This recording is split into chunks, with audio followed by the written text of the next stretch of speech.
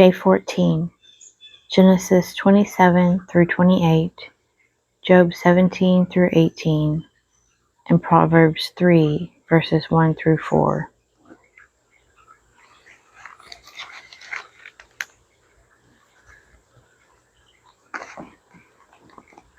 Genesis 27. Isaac blesses Jacob. When Isaac was old and his eyes were dim so that he could not see, he called Esau his older son and said to him, "My son." And he answered, "Here I am." He said, "Behold, I am old. I do not know the day of my death. Now then, take your weapons, your quiver and your bow, and go out to the field and hunt game for me, and prepare for me savory food such as I love, and bring it to me that I may eat, that I may bless you before I die." Now Rebekah was listening when Isaac spoke to his son Esau. So when Esau went to the field to hunt for game and bring it, Rebekah said to her son Jacob, "I heard your father speak to your brother Esau.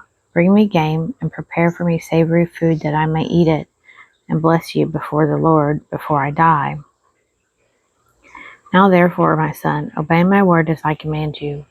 Go to the flock and fetch me 2 good kids that I may prepare from them savory food for your father such as he loves. And you shall bring it to your father to eat so that he may bless you before he dies." But Jacob said to Rebekah his mother, "Behold, my brother Esau is a hairy man, and I am a smooth man. Perhaps my father will feel me, and I shall seem to be mocking him, and bring a curse upon myself, and not a blessing." His mother said to him, "Upon me be your curse, my son. Only obey my word, and go fetch them to me." So he went and took them, and brought them to his mother, and his mother prepared savory food, such as his father loved. Then Rebekah took the best garments of Esau, her older son, which were with her in the house, and put them on Jacob, her younger son. And the skins of the kids she put upon his hands, and upon the smooth part of his neck. And she gave the savory food and the bread, which she had prepared, into the hand of her son Jacob. So he went into his father and said, "My father." And he said, "Here I am. Who are you, my son?" Jacob said to his father, "I am Esau, your firstborn. I have done as you told me. Now sit up and eat of my game, that you may bless me." But Isaac said to his son, "How is it that you have found it so quickly, my son?"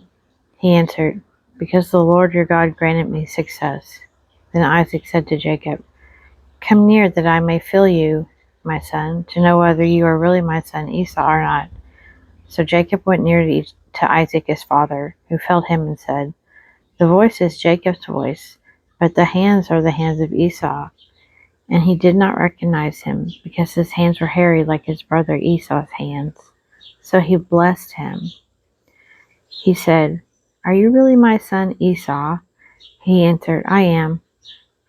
Then he said, "Bring it to me, that I may eat of my son's game and bless you." So he brought it to him, and he ate.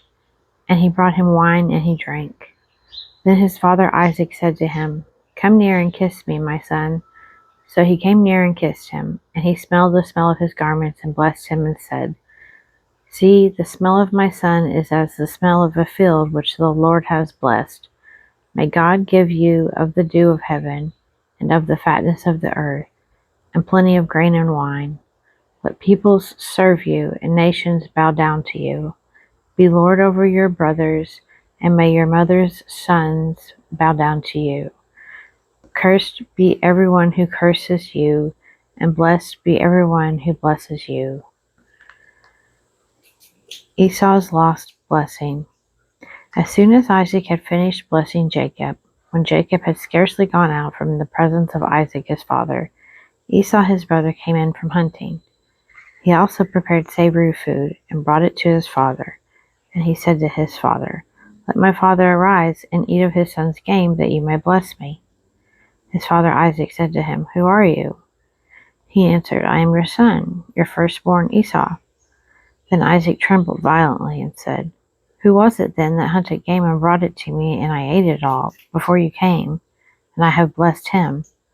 Yes, and he shall be blessed. When Esau heard the words of his father, he cried out with an exceedingly great and bitter cry, and said to his father, Bless me, even me also, O my father. But he said, Your brother came with guile, and he has taken away your blessing. Esau said, Is he not rightly named Jacob? For he has supplanted me these 2 times. He took away my birthright, and behold, now he has taken away my blessing. Then he said, Have you not reserved a blessing for me? Isaac answered Esau, Behold, I have made him your lord, and all his brothers I have given to him for servants. And with grain and wine I have sustained him. What then can I do for you, my son? Esau said to his father, Have you but one blessing, my father? Bless me even also, O my father. And Esau lifted up his voice and wept. Then Isaac his father answered him, Behold, away from the fatness of the earth shall your dwelling be, and away from the dew of heaven on high. By your sword you shall live, and you shall serve your brother. But when you break loose, you shall break his yoke from your neck. Jacob escapes Esau's fury. Now Esau hated Jacob because of the blessing with which his father had blessed him. And Esau said to himself, The days of mourning for my father are approaching. Then I will kill my brother Jacob. But the words of Esau her older son were told to Rebekah. So she sent and called Jacob her younger son, and said to him, Behold, your brother Esau comforts himself by planning to kill you. Now therefore, my son, obey my voice. Arise, flee to Laban my brother in Haran, and stay with him a while, until your brother's fury turns away, until your brother's anger turns away, and he forgets what you have done to him. Then I will send and fetch you from there. Why should I be bereft of you both in one day? Then Rebekah said to Isaac, I am weary of my life because of the Hittite women. If Jacob marries one of the Hittite women, such as these, one of the women of the land, what good will my life be to me? Genesis 28. Then Isaac called Jacob and blessed him and charged him, You shall not marry one of the Canaanite women. Arise, go to Padan Aram to the house of Bethuel, your mother's father, and take as a wife from there one of the daughters of Laban, your mother's brother. God Almighty bless you and make you fruitful and multiply you, that you may become a company of peoples. May he give the blessing of Abraham to you and to your descendants with you, that you may take possession of the land of your sojournings, which God gave to Abraham. Thus Isaac sent Jacob away, and he went to Padan Aram to Laban, the son of Bethuel, the Aramean, the brother of Rebekah, Jacob's and Esau's mother. Esau marries Ishmael's daughter. Now Esau saw that Isaac had blessed Jacob and sent him away to Padan Aram to take a wife from there, and that as he blessed him, he charged him, You shall not marry one of the Canaanite women, and that Jacob had obeyed his father and his mother and gone to Padan Aram. So when Esau saw that the Canaanite women did not please Isaac his father, Esau went to Ishmael and took to wife, besides the wives he had, Mahalath, the daughter of Ishmael, Abraham's son, the sister of Nebaioth. Jacob's dream at Bethel. Jacob left Beersheba and went toward Haran, and he came to a certain place and stayed there that night because the sun had set. Taking one of the stones of the place, he put it under his head and lay down in that place to sleep. And he dreamed that there was a ladder set up on the earth, and the top of it reached to heaven. And behold, the angels of God were ascending and descending on it. And behold, the Lord stood above it and said, I am the Lord, the God of Abraham your father, and the God of Isaac. The land on which you lie, I will give to you and to your descendants, and your descendants shall be like the dust of the earth, and you shall spread abroad to the west and to the east, and to the north and to the south. And by you and your descendants shall all the families of the earth bless themselves. Behold, I am with you and will keep you wherever you go, and will bring you back to this land, for I will not leave you until I have done that of which I have spoken to you." Then Jacob awoke from his sleep and said, "Surely the Lord is in this place, and I did not know it." And he was afraid and said, "How awesome is this place! This is none other than the house of God, and this is the gate of heaven." So Jacob rose early in the morning, and he took the stone which he had put under his head, and he set it up for a pillar, and poured oil on the top of it. He called the name of that place Bethel, but the name of the city was Luz at the first.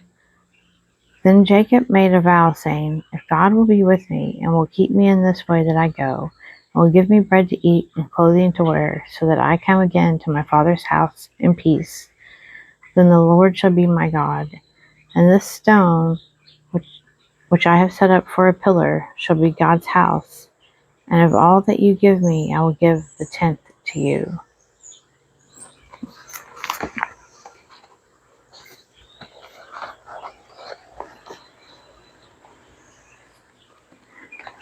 Job 17.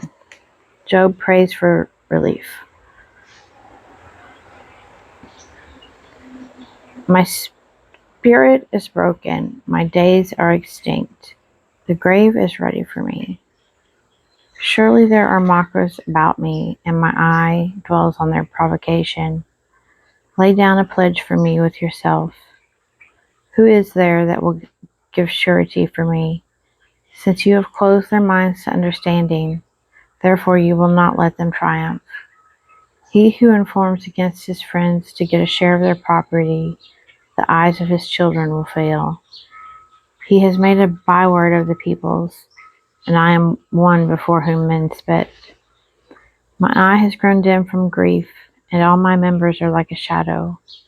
Upright men are appalled at this, and the innocent stirs himself up against the godless. Yet the righteous holds to his way, and he that has clean hands grows stronger and stronger. But you, come on again, all of you, and I shall not find a wise man among you. My days are past, my plans are broken off, the desires of my heart. They may make night into day.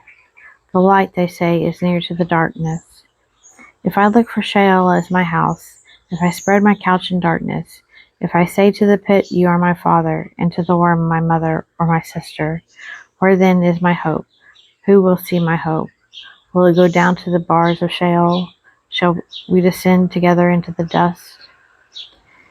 Job 18. Bildad speaks. God punishes the wicked. Then Bildad the Shuhite answered, "How long will you hunt for words? Consider, and then we will speak. Why are we counted as cattle? Why are we stupid in your sight? You who tear yourself in your anger, shall the earth be forsaken for you, or the rock be removed out of its place? Yes, the light of the wicked is put out, and the flame of his fire does not shine. The light is dark in his tent, and his lamp above him is put out. His strong steps are shortened, and his own schemes throw him down. For he is cast into a net by his own feet, and he walks on a pitfall. A trap seizes him by the heel, a snare lays hold of him. A rope is hid for him in the ground, a trap for him in the path. Terrors frighten him on every side, and chase him at his heels. His strength is hunger-bitten, and calamity is ready for his stumbling. By disease his skin is consumed. The firstborn of death consumes his limbs. He is torn from the tent in which he trusted, and is brought to the king of terrors. In his tent dwells that which is none of his. Brimstone is scattered upon his habitation. His roots dry up beneath, and his branches wither above. His memory perishes from the earth, and he has no name in the street. He is thrust from light into darkness, and driven out of the world. He has no offspring or descendant among his people, and no survivor where he used to live.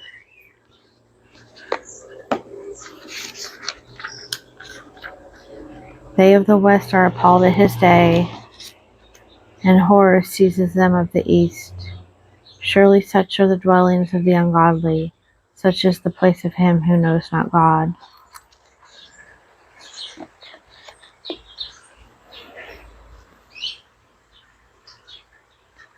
Proverbs 2, Proverbs 3, verse 1. Exhortation to be wise and to honor God. My son, do not forget my teaching, but let your heart keep my commandments. For length of days and years of life and abundant welfare will they give you. Let not loyalty and faithfulness forsake you. Bind them about your neck.